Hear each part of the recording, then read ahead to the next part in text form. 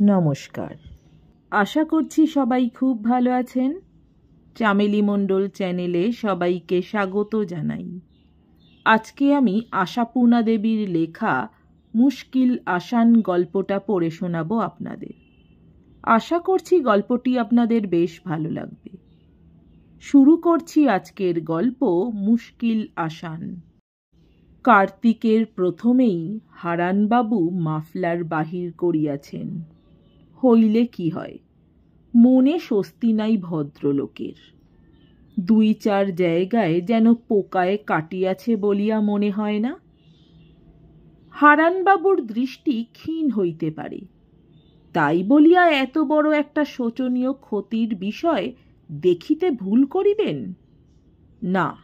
দেখিয়াছেন বই কি, ঠিকই দেখিয়াছেন।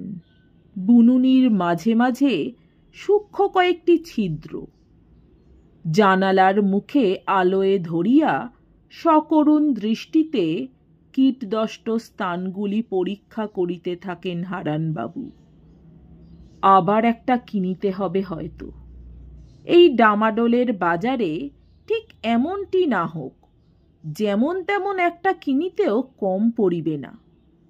যুদ্ধের ওজোর দেখাইয়া দোকানদারগুলা তো গলায় ছুরি বসাইতে চায়। পশম যাত্রা যে আবার অতি ছোট লোক কিনা। পড়শির ঘরে এতটুকু ছিদ্র দেখিয়াছে কি বাড়াইতে শুরু করিয়াছে, আপনাকে বিসর্জন দিয়াও। পরের যাত্রা ভঙ্গ করিতে নিজের নাক কাটা যায় যাক। এই 2-4টি ছিদ্রই যে অদূর ভবিষ্যতের অসংখ্য ছিদ্রের অগ্রদূত, সে অভিজ্ঞতা হারানবাবুর আছে। অথচ হারানবাবুর এই শরীর, ফট করিয়া ঠান্ডা লাগিয়া যাইতে কতক্ষণ। এই কার্তিক হইতে অন্তত চৈত্রের প্রথম দিক পর্যন্ত সে বিষয়ে যথেষ্ট কেয়ার লইতে হয়। আর হয় নাই বা কখন। নির্ভাবনায় গায়ে হাওয়া লাগাইবার মতো সময় মানুষকে দিয়াছেন ভগবান? কই, এই তো কার্তিক পড়িতেই শীতের আমদানি। হতচ্ছাড়া সময়, ভদ্রলোকের অখাদ্য সময়। আবার শীত কমিল কি বসন্ত বাতাস। কবিদের প্রাণ নাচিয়া উঠিতে পারে, গেরস্থ লোকের প্রাণ যায় যায় অবস্থা। হরিতকি বীজের মাদুলি, আসল বীজের টিকা আর ইষ্ট দেবতার বীজ মন্ত্রের জোরে কোনো মতে যদি মায়ের অনুগ্রহের হাত এড়াইতে পারিলে তো যথেষ্ট। আবার গ্রীষ্মের সঙ্গে সঙ্গে মায়ের বোন মাসির বিভীষিকা। তারপরই বর্ষা নামিলেন সাজিয়া গুজিয়া। বাত, বেরি বেরি, অজীর্ণ, আমাশয়, কাহাকে রাখিয়া কাহার নাম করা যায়। এছাড়া ভাদ্রের কাঁচা হিম আছেন, আশ্বিনের নতুন রোদ আছেন, কম কেউই যান না।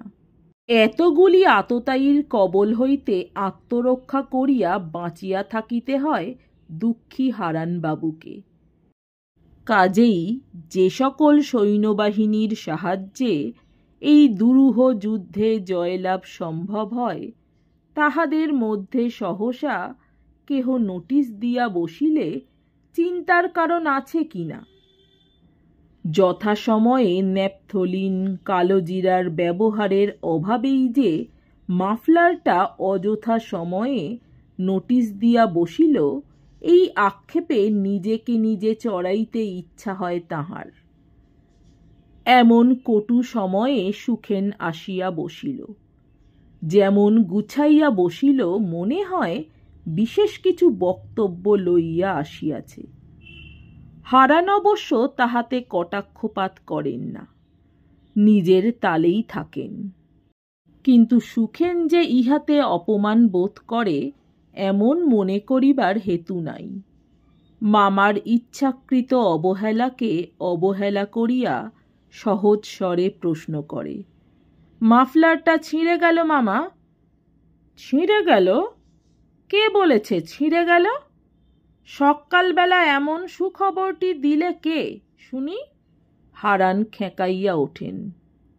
কেউ না, এমনি মনে হলো বুঝি ছিঁড়ে গেছে। পশমের ঘর গুনছিলেন বুঝি? যাকগে, বলছিলাম কি, আমাদের নিচের তলাটা তো এমনি পড়ে রয়েছে মামা, ভাড়া দিলে হয় না? বক্তব্য এক নিঃশ্বাসে বলিয়া লইতে হয়। ভনিতা হারানবাবুর অপছন্দ, অসহ্যই একরকম। ভাড়া দিতে হবে? কেন, কিসের জন্যে? ভাত জুটছে না? ঘর ভাড়া দিয়ে খেতে হবে? পরিষ্কার ব্রেন। অপরের জিভ নড়ার সঙ্গে সঙ্গেই ব্রেনের কাজ শুরু হয়। কাজেই উত্তর পাইতে বিলম্ব হয় না, কোনো সময়ই না। সুখেন আধখানা জিভ দাঁতের বাহিরে আনিয়া ফেলে। খেপেছেন মামা? টাকার জন্যে ভাড়া? রাম বলো। বলছি আজকাল বাজার খারাপ, চোর ছেচোরের উপদ্রবটা শুনছি সাংঘাতিক বেড়ে গেছে। অতগুলো ঘর বেওয়ারিশ পড়ে থাকে, কে কখন আড্ডা গাড়ে। এই তো সেদিন ওদের নীরেনের সাইকেলখানাই চুরি গেল বৈঠকখানা থেকে। চুরি গেল? কবে গেল? এই যে খানিক আগেই দেখলাম ইয়ার ছোকরা চলেছেন ডানা উড়িয়ে সাইকেলের ঘাড়ে চেপে। যাচ্ছিল নাকি? কথাটা সুখেন তাচ্ছিল্যের সুরে উড়াইয়া দেয়। বলে, থাকগে, মরুকগে, যার যা খুশি করুক। আমার বলার উদ্দেশ্য, অতগুলো ঘর হরি ঘোষের গোয়াল হয়ে পড়ে থাকে। বছরে একদিন ঝাঁট পড়ে কিনা সন্দেহ। কেবল নারায়ণের তাসের আড্ডার ঘটা। তুমি তো কিছু বলবে না, আমাকে কেন মানবে বলো? আমি একটা বাইরের লোক বই তো নয়। বুদ্ধিমান সুখেন মামার হৃদয় দিঘির গভীর জলে ছিপ ফেলে। হারানবাবুর সহ্য শক্তি এত প্রবল নয় যে ইহার পরেও নারায়ণের টিকি ধরিয়া টানিয়া আনিবেন না। সগর্জনে ডাকেন, এই নারায়ণ, নারায়ণে, এই উল্লুক। উল্লুক হন্তদন্তভাবে ছুটিয়া আসে। এই শুয়োর, তাস খেলিস কেন? ঘর ঝাড় দিস না কেন? দাদাবাবুর কথা শুনিসনি কেন? নারায়ণের ব্রেন পরিষ্কার হইলেও হারানের মতো তত নয়। কাজেই একবার বাবুর ও পরক্ষণে বাবুর ভাগিনের মুখপানে বিহল দৃষ্টি ফেলে। জবাব দে রাস্কেল, খেলিস তাস? আগে আর খেলবো না। খেলবি না? তোর ঘাড় খেলবে। খেলবি, 100 বার খেলবি, সিঁড়ির তলায় খেলবি। তাই খেলব বলিয়া নারায়ণ প্রস্থানোদ্যত হয়। চলে যাচ্ছিস যে? তোর মুখ দেখতে ডাকলাম। যা, নিচের তলাটা সমস্ত ধুয়ে ফেলগে, যা যা শিগগির। অমনি চলে যাচ্ছিস? বলি ধুবি কি দিয়ে রে স্টুপিড? ঝাড়ু দিয়ে। আবার কি দিয়ে? ঝাড়ু দিয়ে? তোমার গোষ্ঠীর মাথা দিয়ে। ঝাড়ু এক গাছা আনো দিকিন, তোমায় ঝেড়ে দিই। বেটা শয়তান। শয়তান শয়তান বলবেন না বাবু। নারায়ণ ভৃত্যভাব ত্যাগ করিয়া ক্রুদ্ধভাবে ঘোঁত ঘোঁত করিতে থাকে। হারানবাবু দমেন না, সমান তেজে বলেন, না, শয়তান বলবো কেন? রামকৃষ্ণ পরমহংস, বিবেকানন্দ স্বামী বলবো। যা, ব্লিচিং পাউডার ঘষে ধুয়ে দিগে। ও পাউডার ফাউডার দিতে পারবো না বাবু, হাত ছেঁদা হয়ে যায়। হাত ছেঁদা হয়ে যাবে? বটে, নবাব খাঞ্জা খা, তোমার খুলিতে ছেঁদা করব আমি। কেন, ফিনাইল নেই বাড়িতে? পাউডার না দিলে মহাভারত অশুদ্ধ হয়ে যাবে। যা সুমুখ থেকে। নারায়ণ বাহিরে যাইতেই হারানবাবু চেয়ারে বসিয়া পড়েন। প্রেশারটা বেড়ে উঠল, চচ্চর করে বেড়ে উঠল। তোমার জন্যে এইটি হলো বাপু। সুখেনের দিকে সরসে চাহিয়া, সকাল থেকে আমার পেছনে লাগতে আসা। যাও এখন, পরেশ ডাক্তারকে ডাকো দিকিন একবার। দেরি করো না, যাও। মাথাটা যেন ছিঁড়ে পড়ছে। সুখেন বিনা বাক্য ব্যয়ে উঠিয়া যায় এবং মিনিট পাঁচেক পরেই পরেশ ডাক্তারকে লইয়া ফেরে সাইকেলের পিছনে বাঁধিয়া। হারানবাবু মিতব্যয়ী বটে, তাই বলিয়া ডাক্তারের ফি ফাঁকি দেন না, পড়শি হইলেও না। বেগারের রুগীর বেলায় ডাক্তারের চিকিৎসাশাস্ত্র ভুলিয়া যায়, এই ধারণা হারানবাবুর বদ্ধমূল। কাজেই হারানবাবুর ডাকে পরেশ ডাক্তার এক পায়ে চটি গলাইয়া ছুটিয়া আসিবেন, এটা কিছু বিচিত্র নয়। যথারীতি ঔষধ ও যথোচিত উপদেশ দান করিয়া 2টি টাকা পকেটস্থ করিয়া পরেশ ডাক্তার হাসি চাপিয়া গম্ভীর মুখে প্রস্থান করেন। পিছন পিছন সুখেনও নামিয়া আসে। ডাক্তার কার্যনিরত নারায়ণের পানে চাহিয়া থামিয়া দাঁড়ান। এই যে ঘরদোর সাফ হচ্ছে দেখছি, উনি ভাড়া দিতে রাজি হয়েছেন তাহলে? আর বলেন কেন, ও খেয়াল, সেই কথার এফেক্ট তো এই ব্লাড প্রেশার। কথাটা বলিয়া সুখেন হাত 2খানা উল্টাইয়া একটা হতাশ ভঙ্গি করে। তাই তো, তা এক কাজ করো না, উল্টো গাইতে শুরু করো। উল্টো? তা বলেছেন মন্দ নয়, ঘটরগুলো দেখে যাবেন? না, দেখবার কি আছে, রোজ দেখছি। তুমি বাবা চেষ্টাটি ছেড়ো না। না না, সে কি কথা, আপনার একটা সামান্য অনুরোধ। চেষ্টার পিছনে নিজেরও যে গভীর তেষ্টা লুকোনো আছে, সে কথাটা আর খুলিয়া বলে না সুখেন। রাত্রের আহার সারিয়া মামা ভাগিনে আলাপ হয়, রোজই হয়, আজও হইতেছিল। কোনো একটা শুভ মুহূর্তে সুখেন উল্টো গাওয়া পালা শুরু করে।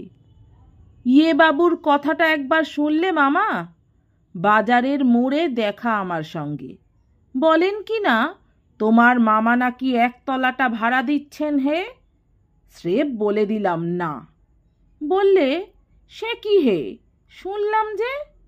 আমি চটে গেলাম, বললাম, ভুল শুনেছেন।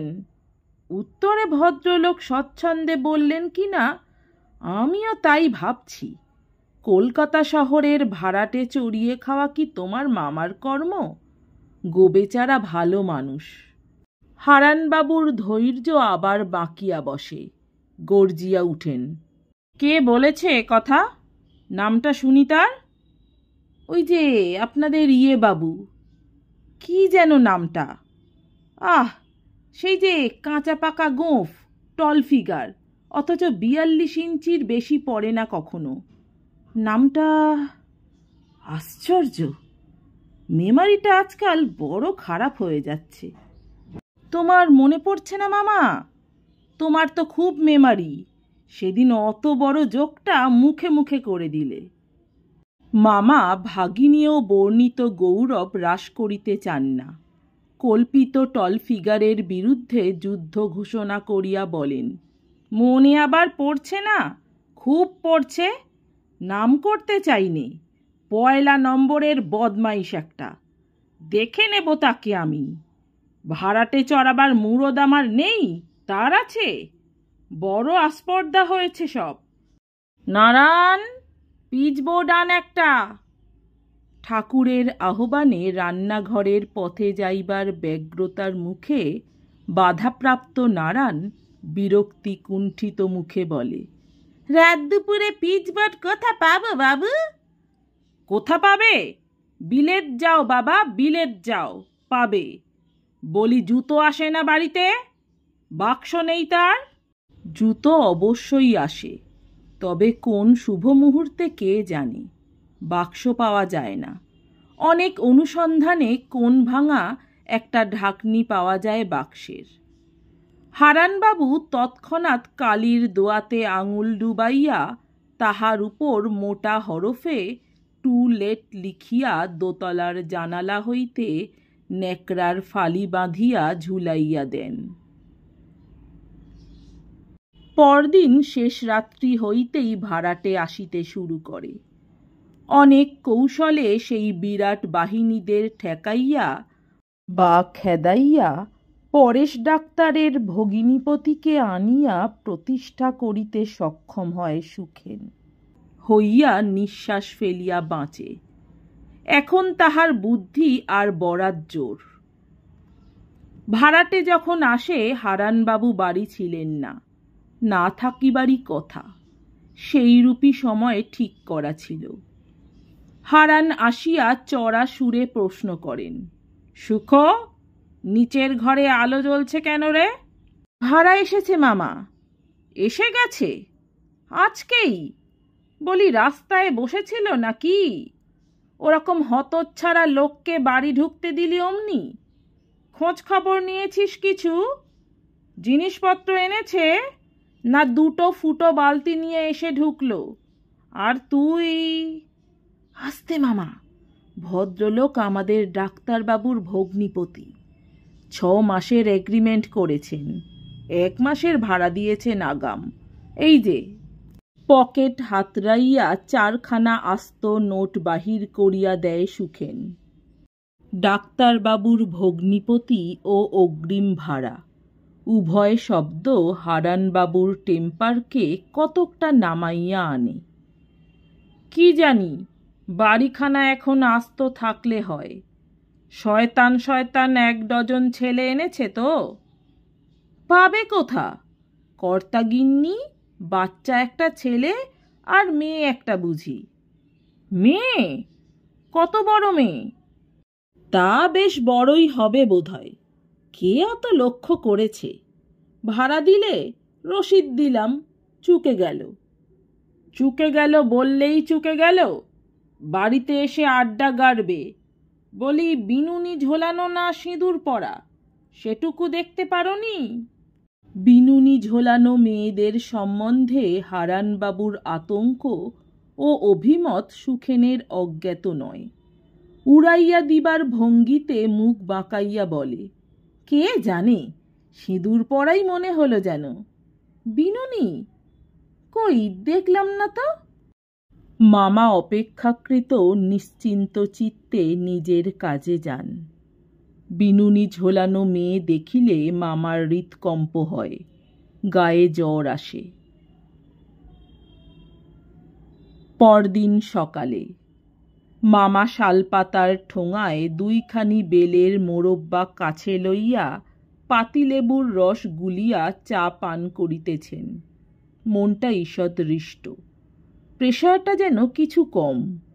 সুখেন ব্লেড সানাইতেছে। সহসা নির্মেঘ আকাশে বজ্রপাতের মতো নিচের তলায় হারমোনিয়াম বাজিয়া উঠিল। সঙ্গে সঙ্গে নারীকণ্ঠের গান অথবা আর্তনাদ, যাহাই বলুন। মাধবী রাতে এ মম মনোবিতানে, মল্লিকা মঞ্জরি গুঞ্জরে হায়। হারানবাবু চমকিয়া ওঠেন, চা চলকিয়া পড়ে। সুখ, তবে যে বললি সিঁদুর পরা?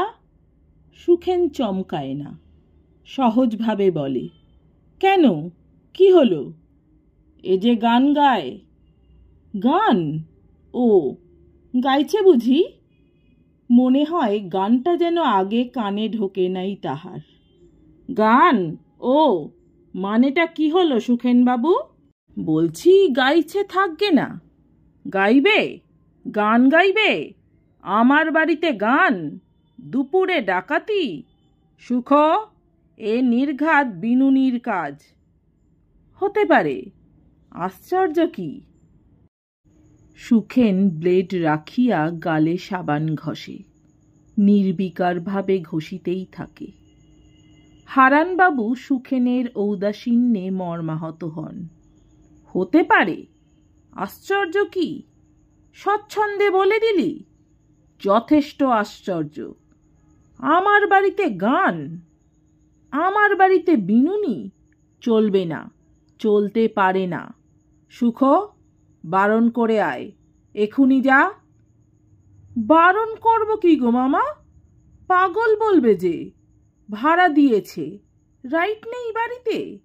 বাড়ি বিক্রি করবে না, বাঁধা দেবে না, ব্যাস।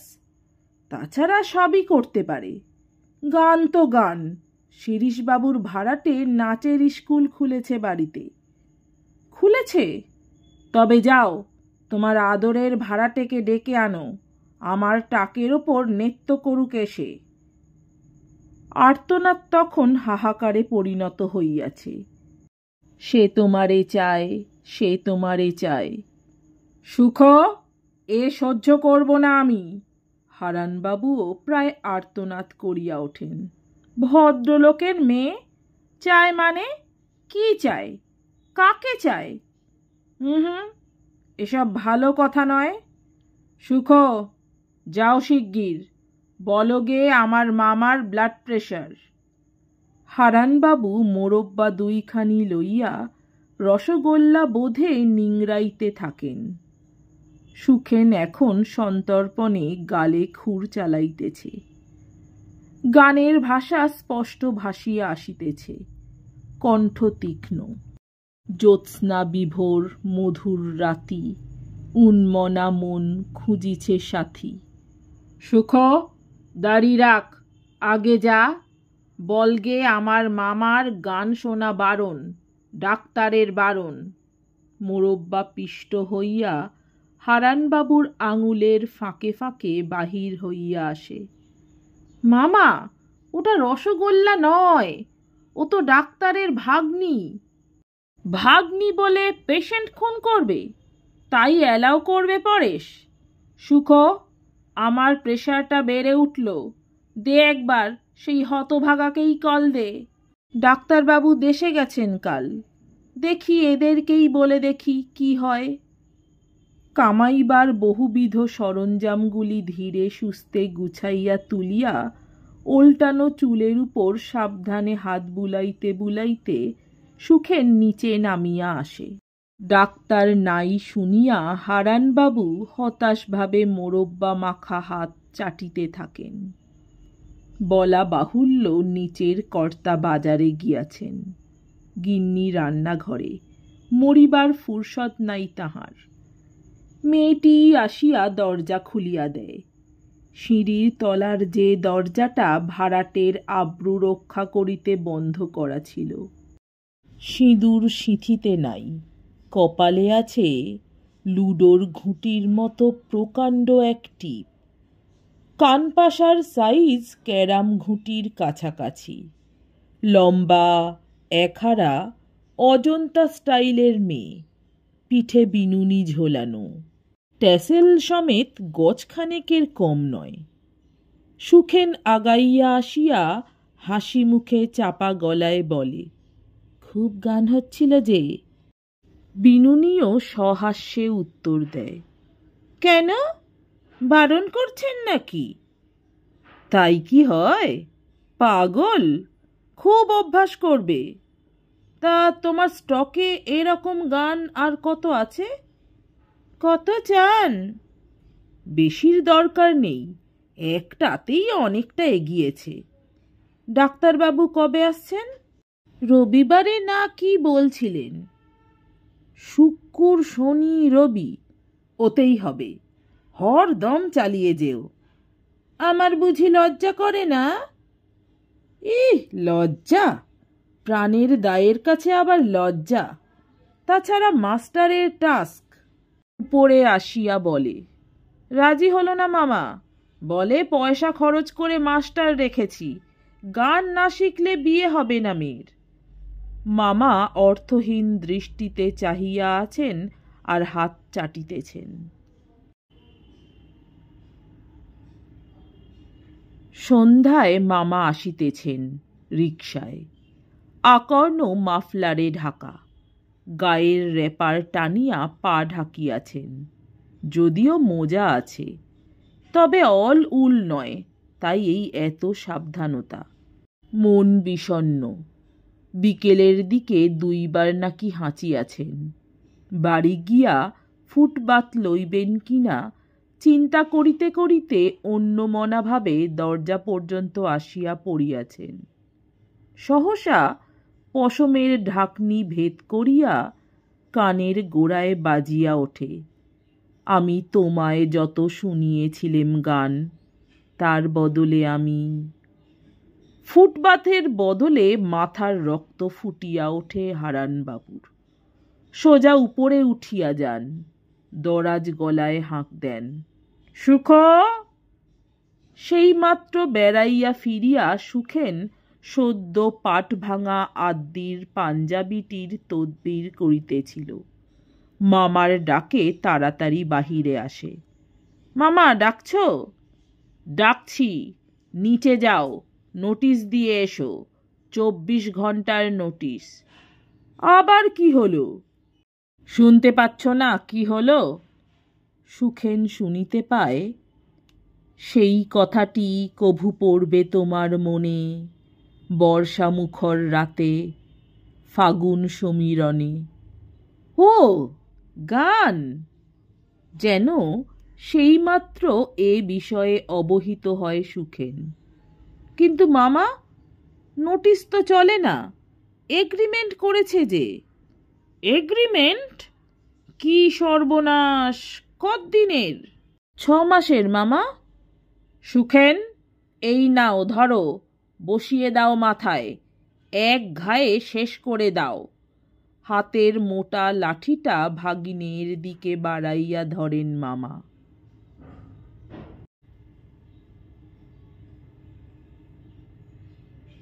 রবিবার আসিল। শেষ পর্যন্ত পরেশ ডাক্তারও আসিয়াছেন। মামা কল দিয়াছেন তাহাকে। সুখেন লাঠির ব্যবহারে রাজি নয়। অগত্যাই টিকিয়া থাকিতে হইয়াছে মামাকে। তবে মৃতপ্রায় অবস্থা। গত 3 দিন অর্ধাহার, অল্প নিদ্রা এবং অতি মানসিক বিপ্লবে মামা চিঁচি করিতেছেন। ডাক্তারকে দেখিয়া একবার উঠিয়া বসিয়াছেন মাত্র। না বসিলে নাকি নাড়ি দেখা ঠিক হয় না। কি হারানবাবু, ভালো তো? ভালো হলে তোমায় ডাকবো কেন ডাক্তার? টাকা তো আমার কামড়াচ্ছে না। হ্যাঁ হ্যাঁ, তা তো বটেই। প্রেশারটা বুঝি আবার? ব্লাড প্রেশার নয় ডাক্তার, নতুন রোগ। বটে, কি হয়েছে বলুন তো? বলছি, তোমার ভাগ্নির বিয়ে হয়েছে পরেশ? কই আর হচ্ছে, মেয়েটাকে নিয়ে ভগ্নিপতি তো পাগল হতে বসেছে। কেমন? হতেই হবে, পাগল করানো মেয়ে যে। বলি, আমার ভাগ্নেকে তোমার পছন্দ হয় ডাক্তার? বলেন কি, বিলক্ষণ! তার আবার কিছু? কথা থাক ডাক্তার, মাথা ঘুরছে। বলছি, তোমার ওই ওস্তাদ ভাগ্নিটিকে আমার হতভাগা ভাগ্নেটার সঙ্গে জুড়ে দাও। বিনুনি ঝোলানো বন্ধ হোক ওর। নারী না দেখাইয়াই ধপাস করিয়া শুইয়া পড়েন হারান। পাত্রী আশীর্বাদের আসরে সাবধানে বালাপোষের ভিতর হইতে হাত বাহির করিয়া ধান দুর্বা তুলিতে তুলিতে হারানবাবু দরাজ গলায় বলিয়া ওঠেন, দেখো বৌমা, তোমার বাবাটি অতি ধরিবাজ, অতি ফিচেল লোক, বুঝলে? বৌমা কি বুঝিল কে জানে, ফিক করিয়া হাসিয়া ফেলে। হ্যাঁ, আর একটা কথা। গানের গলায় নয়, মৃদু গলায় বৌমা উত্তর করেন, জানি, গান গাইব না আর। গাইবে না? কেন গাইবে না? আলবাত গাইবে, 100 বার গাইবে। কিন্তু ওই ছাইপাশগুলো গেও না বাছা, ভালো ভালো গান নেই? ধরো যেমন, কোলে তুলে নে মাকালি, কালের কোলে দিস নে ফেলে। নমস্কার, আমার গল্পপাঠ ভালো লাগলে, আরও এমনই গল্প শুনতে চাইলে অবশ্যই আমার চ্যানেলটি সাবস্ক্রাইব করে দেবেন। লাইক, কমেন্ট, শেয়ার করতে ভুলবেন না। অনেক ধন্যবাদ।